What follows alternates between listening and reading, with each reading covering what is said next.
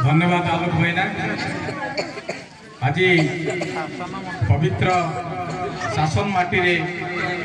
बालेश्वर मंदिर प्रांगण रे ये जो जागर कमिटी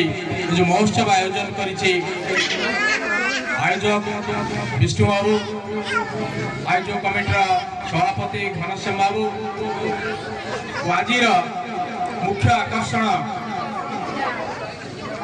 आमर मानस भाई बीजेडी जड़े वरिष्ठ नेता एवं आप सबुदिन टीवी रे देखुथिबे डिबेट रे मानस भाई की मानस बस्तिया महोदय को एवं मोर माँ पट अच्छा कम बयस आम एरिया रे कवि एवं समाजसेवी भाव में प्रत्येक कार्य तांकर अनुभव अनुभूति एवं सहयोग मनोभाव आज बेस परिचित।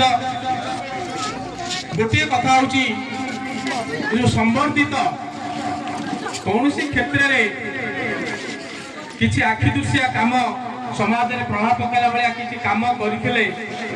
लोक मैंने मन रखिए और मनीष पड़िया जहाँ आमर जगन्नाथ कहते मनीष भाव में बंचा हेले समाज में किसी उन्नतिमूलक काम जोटा समस्त अनुरोध करेंगे